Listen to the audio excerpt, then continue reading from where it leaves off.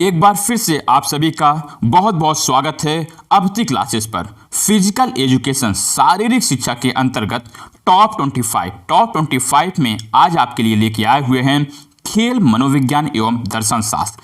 खेल मनोविज्ञान एवं दर्शन शास्त्र के जितने भी महत्वपूर्ण प्रश्न हैं उन सभी को आज हम आपके सामने लेके आए हैं। बिल्कुल जोश और जुनून के साथ आपको पढ़ना है, जिससे कि हर एक प्रश्नों को आप कभी भी नहीं भूलें, ये सोचकर पढ़ना है। क्योंकि मंजिलें क्या है, रास्ता क्या है, हौसला हो तो फासला क्या है। उसी के साथ शुरू करते हैं अपना पहला प्रश्न है कि खेल मनोविज्ञानी भरोसा, सम्मान और विश्वसनीयता कैसे हासिल कर सकता है। कहने का तात्पर्य है कि जो स्पोर्ट्स साइकोलॉजिस्ट होते हैं, है ना, एक जो खेल मनोविज्ञानी होता है वह कैसे भरोसा, सम्मान और विश्वसनीयता हासिल कर सकता है।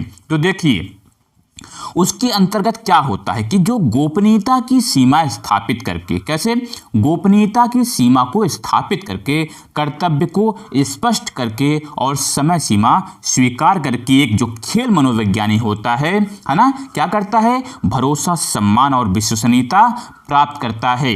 ठीक है, ये आपका बिल्कुल यहाँ पर तीसरा ऑप्शन बिल्कुल सही होगा कि जो स्पोर्ट्स साइकोलॉजिस्ट होते हैं वो कैसे भरोसा, सम्मान और विश्वसनीयता प्राप्त करते हैं। तो क्या करके, गोपनीयता की सीमा को स्थापित करके, कर्तव्य स्पष्ट करके और समय सीमा को स्वीकार करके। ठीक है, ये हो गया आपका क्लियर। चलिए आ जाइए अगले प्रश्न पर।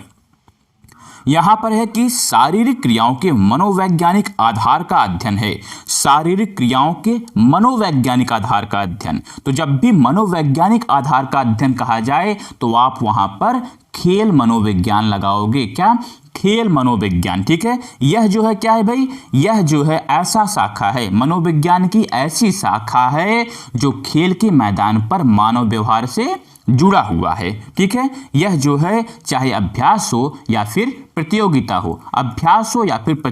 हो, दोनों ही स्थिति में यह क्या करता है, उसके प्रदर्शन में गुणात्मक सुधार लाती है। क्या, खेल मनोविज्ञान गुणात्मक सुधार लाती है। ठीक है, ये क्लियर हुआ आपका। चलिए इसी के साथ अगला प्रश्न है कि जब एक रिसर्चर धारणा, विचार, वैल्यू सिस्टम, थ्योरी आदि पर जानकारी, है ना, थ्योरी आदि पर जानकारी एकत्र करता है तब वह निम्न का इस्तेमाल करता है। किसका इस्तेमाल करता है, तब उस समय वह दार्शनिक अनुसंधान तकनीक का क्या करता है भाई, उसका यूज करता है ना। इसको क्या करने के लिए, जानकारी को एकत्र करने के लिए वह जो है दार्शनिक अनुसंधान तकनीकी का इस्तेमाल करता है। ठीक है, चलो आ जाओ अपने अगले प्रश्न पर। यहाँ पर क्या है कि आपकी राय में सभी अनुसंधानों के लिए इनमें से क्या है।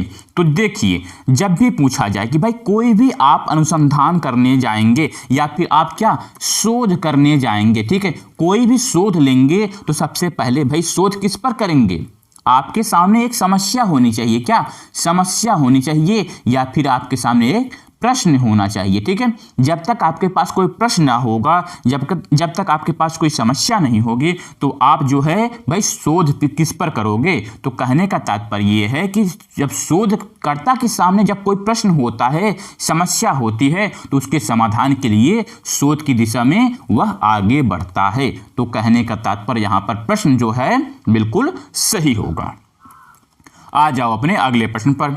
यहां पर है कि प्रतिभा का पता लगाने का कौन सा प्रमुख पैमाना गिम्बल द्वारा नहीं सुझाया गया था।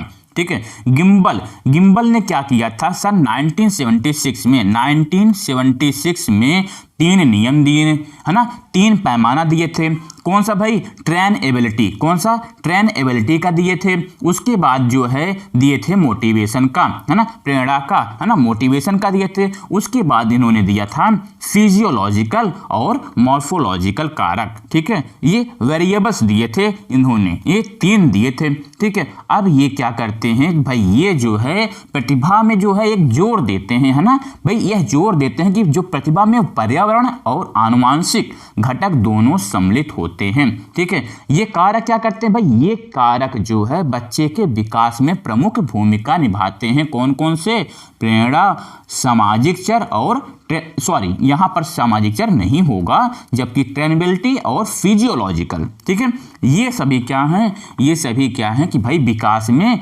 बच्चों के या फिर बालक के विकास में प्रमुख भूमिका निभाते हैं, जबकि यहाँ पर सामाजिक चर नहीं होगा। यही गलत है आपके गिम्बल द्वारा जो दिया गया था 1976 में। इतना हो गया क्लियर आपका। चलो आ जाओ अपने अगले प्रश्न पर। यहाँ पर देखो कहा जा रहा है कि एक विशेषता या गुण जो एक विषय से दूसरे विषय के लिए बदल जाता है जब भी कोई बदले तो वेरिएबल होता है, यानी कि भाई वह क्या है, वह एक चर है। क्या है, वह एक चर है, वेरिएबल है। जब भी जो है एक विशेषता या फिर गुण जो एक विषय से दूसरे विषय के लिए क्या होता है, बदल जाता है, तो उसी को हम चर कहते हैं। क्या कहते हैं, चर कहते हैं। इसका जो मूल्य होता है ना, भिन्न भिन्न स्थानों पर भिन्न भिन्न रूप में होता है। किसका, वेरिएबल का, चर का। ठीक है, ये क्लियर हुआ आपका। चलो अगला प्रश्न देखो। यहां पर कहा जा रहा है कि निम्नलिखित में से कौन सा अभिप्रेरणा का पक्ष नहीं है। तो जब भी आप देखोगे कि भाई जो भी है क्या कि यहां पर हम क्या देख रहे हैं, प्रेरणा ये भी है, ठीक है, आवश्यकता ये भी सही है आपका, है ना, प्रेरणा सही है, आवश्यकता सही है। सहानुभूति को छोड़कर, सहानुभूति यह जो है कोई मोटिवेट नहीं है ना, जबकि प्रेरित करना यह मोटिवेशन है ना। जो आपका सिंपैथी है, सिंपैथी कोई अभिप्रेरणा का पक्ष नहीं है, जबकि जो आपकी आवश्यकता है ना, प्रेरणा है, और जो प्रेरित करना है, ये सभी किस में आते हैं, ये सभी आते हैं आपके मोटिवेशन में। ठीक है, ये सभी किस में आते हैं, मोटिवेशन में। ठीक है, चलो आ जाओ अपने अगले प्रश्न पर। यहां पर देखिए क्या कहा जा रहा है कि अभिप्रेरणा सामान्य क्रियाकलापों का प्रभाव है जो प्राणी के व्यवहार को इंगित और निर्देशित करता है। यह परिभाषा किसने दिया गया, भाई किसके द्वारा दिया गया। जब भी पूछा जाए कि प्राणी के व्यवहार को इंगित करना, जब व्यवहार कहा जाए तो वहां पर आप जॉनसन लगाएंगे। क्या, जॉनसन के द्वारा यह कहा गया था। ठीक है, उन्होंने क्या कहा कि अभिप्रेरणा सामान्य क्रियाकलापों का प्रभाव है जो प्राणी के व्यवहार को इंगित और निर्देशित। जब भी इंगित और निर्देशित की बात की जाए तो जॉनसन तुरंत आप लगाएंगे। ठीक है, ये क्लियर हुआ कि जॉनसन जी के द्वारा दिया गया है। ठीक है, चलो आ जाओ अपने अगले प्रश्न पर। यहां पर क्या है कि निम्नलिखित में से कौन मनोवैज्ञानिक आशंका का एक लक्षण नहीं है। मनोवैज्ञानिक आशंका, आशंका क्या होता है भाई, देखिए जब भी मन में स्थिर स्थिति में जो उतार चढ़ाव हुआ है, ठीक है, चिंता हो, फिक्र हो, लगातार चिंता हो, उदासी हो, खिन्नता हो, ध्यान, एकाग्रता, है ना, एकाग्रता और मानसिक कल्पना, ये सभी क्या हैं, ये सभी मनोवैज्ञानिक हैं। क्या हैं, ये सभी जो है भाई मनोवैज्ञानिक हैं। ठीक है, जबकि जो चक्कर आना ना, यह चक्कर आना मनोवैज्ञानिक लक्षण में नहीं आएगा। ठीक है, ये मनोवैज्ञानिक लक्षण में नहीं आता है, जबकि ये सभी क्या हैं, ये सभी मनोवैज्ञानिक लक्षण हैं। ठीक है, चलो आ जाओ अपने अगले प्रश्न पर। यहां पर कहा जा रहा है कि एक छात्र का आत्म प्रेरित होना और आजीवन गतिविधि में भाग लेने की अधिक संभावना तब है ना, वह जो है आजीवन गतिविधि में भाग कब ले सकता है, तो वह कब लेगा, तब जब वह एक स्वस्थ जीवन शैली जीने के लिए ज्ञान, कौशल और मनोवृत्ति रखता हो, है ना।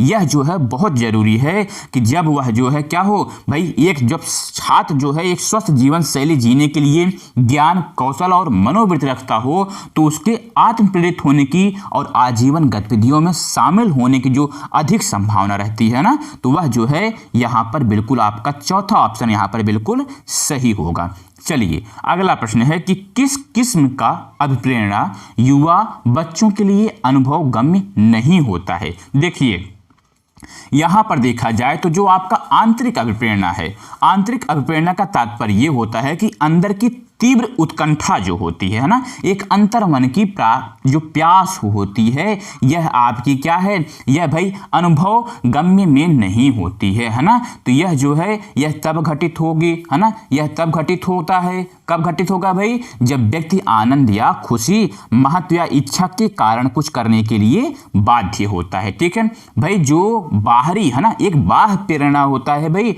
और एक जो है आंतरिक प्रेरणा होती है। तो जो बाह्य प्रेरणा है वो अलग प्रकार से है, जबकि आंतरिक प्रेरणा जो है बच्चों के लिए अनुभव गम्य नहीं होता है। ठीक है, यहां पर ये आपका पहला ऑप्शन बिल्कुल सही होगा। चलो आ जाओ अगले प्रश्न की तरफ। यहाँ पर कहा जा रहा है, देखिए आ भी गया कि अभिप्रेरणा के प्रकार हैं। तो भाई कौन कौन से? मैंने आपको बताया कि मोटिवेशन होते हैं दो प्रकार से, एक बाहरी और एक आंतरिक। ठीक है, तो बाह्य प्रेरणा मतलब होता है कि किसी व्यक्ति जब बाह्य जगत की वस्तुओं या व्यक्तियों के कारण अभिप्रेरित होता है ना। तो जैसे कि पुरस्कार हो गया, सामाजिक सम्मान हो गया, रुतबा, नौकरी, इन सब से कारण जो है जब भी एथलीट बाहरी खिंचाव, आकर्षण बल, इनाम आज के कारण जो गतिविधि शुरू करता है ना, उससे ही हम बाह्य प्रेरणा के नाम से जानते हैं, है ना, उसे हम बाह्य प्रेरणा कहते हैं। ठीक है, जबकि जो आंतरिक अभिप्रेरणा, क्या भाई, ये आपका जो आंतरिक अभिप्रेरणा होता है ना, वह व्यक्ति के अंतःकरण में जन्म लेती है। अब इसके कारण व्यक्ति में किसी विशेष कार्य को पूरा करने की इच्छा जागृत होती है ना, क्योंकि यह कार्य उसके आंतरिक विश्वास या मान्यताओं के अनुरूप होता है। उसको लगता है कि हाँ मुझे ये करना चाहिए, मुझे रात दिन पढ़ना चाहिए, तभी सफलता मिलेगी। भाई 6 साल रगड़ने से अच्छा है कि 6 महीने में हम रात दिन एक करके आराम से 5.5 साल जो जिंदगी बची है उसको अच्छे से जी लेंगे, है ना। तो भाई आपका 6 साल खराब करने से अच्छा है कि 6 महीने में उसको पूरा का पूरा भाई पूरा फुल टाइम देकर पूरे दिल से, है ना, तन मन धन से, है ना, तन मन धन से कहने का तात्पर्य है कि भाई लक्ष्य को पाने के लिए यदि हम तन मन धन से लगा देते हैं तो सच कहता हूं भाई कि कुंडली के सितारे भी अपनी जगह बदल देते हैं। ठीक है ना, तो कुंडली के सितारे भी अपनी जगह बदल देते हैं, लेकिन उसमें करना क्या है, आपको तन मन और धन लगा देना है, बिल्कुल जी जान से लग जाना है। आइए अगले प्रश्न पर चलते हैं। यहां पर क्या है, मानव मनोविज्ञान डैश के अध्ययन तक सीमित होता है। जो मनोविज्ञान है, जो मानव मनोविज्ञान है ना, वह क्या करता है, वह व्यक्ति के बिहेवियर को, उसके व्यवहार को, उसके आचरण को और मनोवृत्ति को, है ना, मेंटालिटी के अध्ययन तक होता है। किसके भाई, उसके आचरण और मनोवृत्ति तक जो है सीमित होता है। क्या, मनोविज्ञान। मनोविज्ञान मन का विज्ञान, भाई वो मनोवृत्ति को पढ़ेगा, है ना, उसके आपके व्यवहार को पढ़ेगा, बिहेवियर को पढ़ेगा, आचरण को पढ़ सकता है। तो कहने का तात्पर्य है कि मानव मनोविज्ञान आचरण, है ना, और मनोवृत्ति तक सीमित होता है। चलिए अगला प्रश्न देखते हैं। यहां पर है कि सीखने वालों के लिए यह जानना आवश्यक है कि वह क्या स्मरण रखे और क्या भुला दे, है ना। यह कथन किसका है? तो भाई जब भी यह पूछा जाए कि क्या भुलाएं क्या याद करें, अब जब भी ये कहा जाए तो क्या क्या क्रो, ठीक है, याद कर लो, ठीक ना। जब भी ऐसा कहा जाए कि क्रो के अनुसार क्या है कि सीखने वालों के लिए यह जानना आवश्यक है कि वह क्या स्मरण रखे और क्या भुला दें। जब भी ये क्या क्या आ जाए तो क्रो को पकड़ लेना आप, है ना। याद रहेगा आपको? बिल्कुल, अगर याद रहेगा तो आप कमेंट करके बताओ भाई कि हमको ये ट्रिक बहुत अच्छा लगा और याद भी रहेगा आपको कि क्या क्या वाला क्रो के द्वारा कहा गया है। ठीक है, याद रहेगा आपको। आ जाओ अपने अगले प्रश्न पर। यहां पर देखो कि कक्षा वातावरण में सीखने का महत्वपूर्ण नियम है। जो कक्षा के वातावरण में जो सीखने का महत्वपूर्ण नियम है ना, तो उसमें देखिए भाई रटने का नियम तो बिल्कुल नहीं होगा, अवांछित विश्राम तो बिल्कुल नहीं होगा, परिपक्वता की कोई मतलब नहीं होता है। जबकि यहां पर अगर कुछ है तो जो लर्निंग का महत्वपूर्ण नियम है ना, वो यहां पर दिखाया जा रहा है कि भाई चौथा ऑप्शन आपका जो है बिल्कुल कुछ हद तक यहां पर सही है, हस्तलेखन। ठीक है, हस्तलेखन जो है सीखने का महत्वपूर्ण नियम है। ठीक है, ये हुआ क्लियर आपका। आ जाओ अगले प्रश्न पर। यहां पर देखो, शिक्षा मनोविज्ञान सहायक है। तो शिक्षा जो मनोविज्ञान है ना, शिक्षा मनोविज्ञान किस में सहायक होगा भाई? एजुकेशनल साइकोलॉजी जो है किस में सहायक होगा? तो यह जो है मैंने आपको बताया कि मनोविज्ञान की एक शाखा है शिक्षा मनोविज्ञान। ठीक है, जबकि एक खेल मनोविज्ञान आपको मैंने बताया था भाई, है ना, खेल मनोविज्ञान। उसी तरह शिक्षा मनोविज्ञान भी मनोविज्ञान की एक शाखा है। अब इसके अंतर्गत मानव अधिगम प्रक्रिया का वैज्ञानिक अध्ययन किया जाता है ना। क्या भाई? मानव अधिगम प्रक्रिया का वैज्ञानिक अध्ययन किया जाता है। अब यह जो है संपूर्ण शैक्षिक प्रक्रिया में क्या होता है? सहायक होता है। संपूर्ण शैक्षिक प्रक्रिया में शिक्षा मनोविज्ञान सहायक होता है। ठीक है, यहां पर आप बिल्कुल चौथा ऑप्शन बिल्कुल सही कर लो और साथ साथ में मेरे पढ़ते भी जाओ आप, जिससे कि याद भी हो जाए। अगला प्रश्न क्या है कि एथलेटिक व्यक्तित्व की विशेषताओं में किसे छोड़कर सभी शामिल हैं। एक जो एथलेटिक व्यक्तित्व होता है, जो एथलेटिक पर्सनालिटी होती है, उनमें क्या क्या शामिल होता है। भाई देखो, उनमें सेल्फ कॉन्फिडेंस होना चाहिए, क्या भाई, उनके अंदर आत्मविश्वास होना बहुत जरूरी है, ठीक है। उसके साथ साथ वह बहिर्मुखी होने चाहिए। भाई इसका मतलब है एक्सट्रोवर्सन, है ना, एक्सट्रोवर्जन होने चाहिए उनके अंदर। भाई बाहर की दुनिया से, समाज से बिल्कुल मेल होना चाहिए, और उनके अंदर फाइटिंग स्पिरिट होनी चाहिए, क्या, लड़ने की भावना होनी चाहिए, है ना, फाइटिंग स्पिरिट होनी चाहिए। भाई लड़ने की भावना उनके अंदर जागृत होनी चाहिए, लेकिन उनके अंदर जो है क्या नहीं होना चाहिए, आत्मसमर्पणता। भाई हम जो है अपने आप को आत्मसमर्पण नहीं करना है हमें। भाई हम क्या है, एथलेटिक है, पावरफुल होना चाहिए। भाई आत्मविश्वास होना चाहिए, एक जज्बा जुनून होना चाहिए, उत्साह होना चाहिए, है ना। तो आत्मसमर्पण को छोड़कर बाकी ये सभी आपके लिए बिल्कुल सही है, ठीक है। चलो आ जाओ अपने अगले प्रश्न पर। यहां पर देखो भाई, वीडियो को आप बिल्कुल पूरा देखा करिए, एक दो प्रश्न देखकर छोड़ के भागने से कोई मतलब नहीं है। वीडियो को आप पूरा देखो, हर दिन देखो, 20 मिनट का समय देकर आप बिल्कुल अच्छे तरीके से कुछ टॉपिक को आप कंप्लीट कर सकते हो। वह कारक जो व्यक्ति को कार्य करने के लिए उत्साह बढ़ाता है या घटाता है। देखिए आपको हम जो है कभी कुछ गलत बोलते हैं, नेगेटिव बोलते हैं, तो आपकी जो मनोकांक्षाएं होती हैं वो दब जाती हैं, है ना।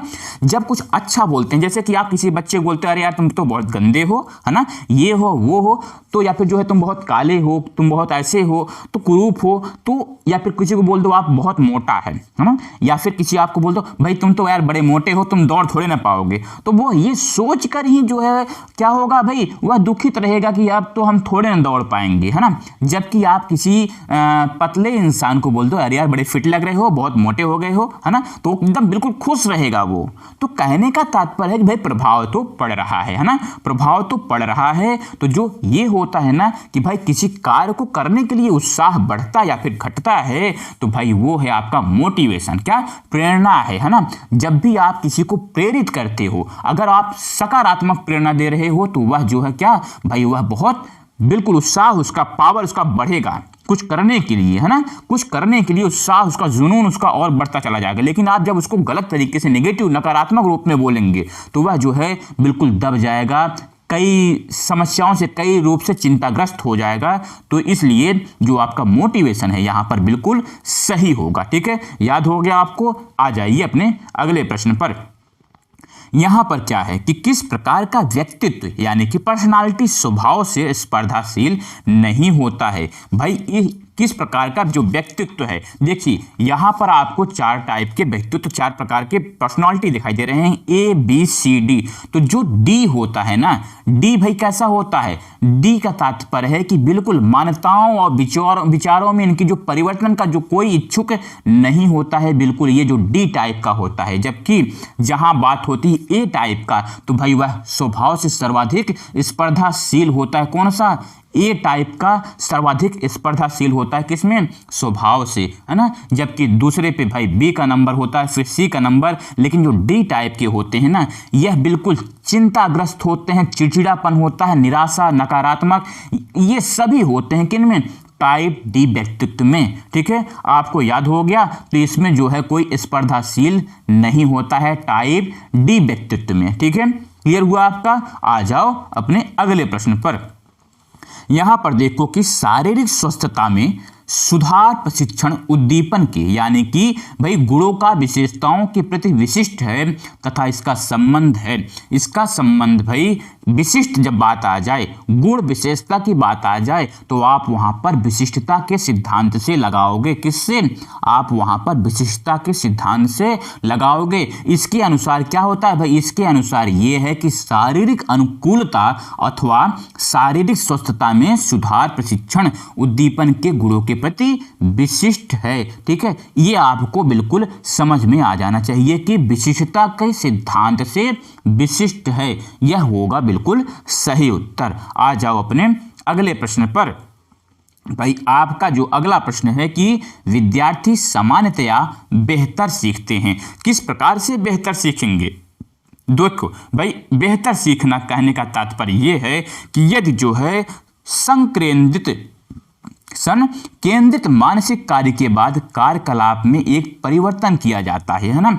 जब भी जो है उस समय विद्यार्थी बेहतर सीखेगा यदि संकेंद्रित मानसिक कार्य के बाद कार्यकलाप में एक परिवर्तन किया जाता है। जैसे कि लगातार एक ही प्रकार से जो है आपको पढ़ाया जाए, है ना, बीच में कोई भी परिवर्तन नहीं किया जाए तो बिल्कुल आप ऊब जाओगे, बोरिंग टाइप का लगने लगेगा आपको ना। लेकिन जब परिवर्तन किया जाए, सृजनात्मक रूप से हो, है ना, तब जो है बिल्कुल बेहतर सीखते हैं और बहुत ही रुचि के साथ सीखते हैं। आ जाओ अपने अगले प्रश्न पर। यहाँ पर क्या है कि शारीरिक शिक्षा में व्यक्तित्व का क्या संबंध है। शारीरिक शिक्षा में व्यक्तित्व का संबंध क्या होता है। देखिए भाई, पर्सनालिटी बहुत ही ज़्यादा इंपॉर्टेंट है। शारीरिक शिक्षा में व्यक्तित्व का बहुत ही ज़्यादा जो है, कहने का तात्पर्य है कि यह जो है क्या है, यह जो है विकास का एक हिस्सा है। व्यक्तित्व क्या है, शारीरिक विकास का एक हिस्सा होता है। जबकि भाई बाल्टर ने कहा था, बुक बाल्टर ने क्या कहा था, उन्होंने कहा था कि शारीरिक शिक्षा का उद्देश्य खेलों, लयात्मक व जिम्नास्टिक गतिविधियों द्वारा सामाजिक व हाइजीनिक मानकों के अनुसार अधिकतम विकास करना है ना। व्यक्तित्व जो है क्या है, शारीरिक विकास का एक हिस्सा होता है। ठीक है, कहने का तात्पर्य व्यक्तित्व शारीरिक विकास का एक हिस्सा है। यहाँ पर यह बिल्कुल सही ऑप्शन है। ठीक है, आ जाओ अपने अगले प्रश्न पर कि प्रेरणा कैसे पैदा की जाती है। प्रेरणा कैसे पैदा की जाती है, तो मैंने आपको पहले ही बताया था कि भाई आप जो है भाई किसी भी प्राणी को अपनी पूरी क्षमता एवं योग्यता के साथ कार्य करने के लिए उकसाना, है ना, क्या करना, उकसाना कि भाई बार बार जो है कौशल को देखो, कौशल को जो है देखो। ठीक है ना भाई, कौशल को देखोगे तो आप उससे कुछ सीखोगे, है ना, प्रेरित हो जाओगे। अब अनुकरण करने का प्रयास जो होता है, क्या अनुकरण करने का जो प्रयास होता है ना, उसी से आपके अंदर जो है एक प्रेरणा उत्पन्न होती है ना। कौशल को दिखाकर जो है एक प्रेरणा उत्पन्न होती है। तो कहने का तात्पर्य है भाई किसी कार्य को करने के लिए जो उकसाना होता है ना, जो जोश देना होता है ना, वही जो है प्रेरणा पैदा करना होता है। यहाँ पर बिल्कुल सही ऑप्शन जो होगा कौशल को देखना होगा। ठीक है, आ जाओ अगले प्रश्न पर। यहाँ पर देखिए अगला प्रश्न है कि कंडीशनल थ्योरी ऑफ लर्निंग सिद्धांत का आविष्कारक या फिर आविष्कार किसने किया। तो देखो आप उसको कहो कंडीशनल थ्योरी ऑफ लर्निंग या फिर आप कहो जो है रिफ्लेक्शन थ्योरी, है ना। रिफ्लेक्शन थ्योरी और कंडीशनिंग ये दोनों दिए गए हैं किसके द्वारा, भाई इसका प्रतिपादन किया गया था पावलोव के द्वारा। पावलोव, पाव कौन खाएगा भाई, डॉग, है ना। ये किया गया था कुत्ते पर, किस पर भाई, कुत्ते पर इसका जो है ये किया गया था, कुत्ता पर जो है इसका प्रयोग किया गया था जब घंटी और खाना वाली बात आती है तो। ठीक है, आ जाओ अपने अगले प्रश्न पर। यहाँ पर है कि आपका इसमें पूछा जा रहा है कि इनमें से किसने अचानक श्रेष्ठ अनुकूलन की प्रक्रिया का पता लगाकर इसकी व्याख्या की। मैंने आपको बताया कि भाई जब भी श्रेष्ठ अनुकूलन की बात की जाए या फिर जो है क्लासिकल अनुबंधन का सिद्धांत, क्लासिकल अनुबंधन का सिद्धांत, क्लासिकल कंडीशनिंग, है ना, इसकी जब बात की जाए तो आप तुरंत वहां पर इवान पावलोव की बात कर रहे हैं। यहाँ पर किस पर भाई, यह किया गया था प्रयोग किस पर, कुत्ते पर प्रयोग किया गया था। इन्होंने क्या किया कि एक उद्दीपन और स्वाभाविक उद्दीपन, कहने का तात्पर्य है कि भोजन के साथ साथ इन्होंने भाई क्या किया, घंटी बजाने की प्रथा शुरू कर दी। जब वो घंटी को बजाते तब जो है भोजन को लेके आते थे। तो होता क्या था भाई, कुत्ते की जो लार जो होती थी ना, वो घंटी को सुनते ही जब लगातार कुछ दिन तक इसी प्रक्रिया में चलते रहे तो जब भी यहाँ से घंटी बजाते थे, है ना, जब घंटी बजाते थे तो कुत्ते के मुंह से लार टपकना शुरू हो जाता था। तो होता क्या था कि इन्होंने जो है सिर्फ घंटी ही बजाए, खाना तो लेके गए नहीं। तो कहने का तात्पर्य भाई ये है क्लासिकी अनुबंधन का सिद्धांत। इसे जो है बहुत लोगों ने यानी कि जो मनोवैज्ञानिक है उन्होंने कहा था कि यह जो है क्या है, यह यस कंडीशनिंग है ना, टाइप यस अनुबंधन। क्या है, टाइप एस अनुबंधन है। और यह जो है आपके लिए एक प्रश्न है, अंतिम तक अगर आप वीडियो देख रहे हैं तो भाई आपके लिए एक प्रश्न है। आप लिखो कि जो मोटिवेशन है, क्या भाई जो मोटिवेशन मोटिवेशन है वह कितने प्रकार का होता है। Motivation, type of motivation, type of motivation. ध्यान से सुनिए कि प्रेरणा कितने प्रकार की होती है, आपको ये बताना है। ठीक है, आपको बताना है कि प्रेरणा कितने प्रकार की होती है। ठीक है, आपके लिए यह प्रश्न है और आज का वीडियो यहीं पर होता है समाप्त। बहुत बहुत धन्यवाद वीडियो को देखने के लिए। चैनल को सब्सक्राइब नहीं किए हैं तो भाई सब्सक्राइब जरूर करके जाएं, वीडियो को लाइक भी कर दें, कमेंट भी करें। बहुत बहुत धन्यवाद, नमस्कार।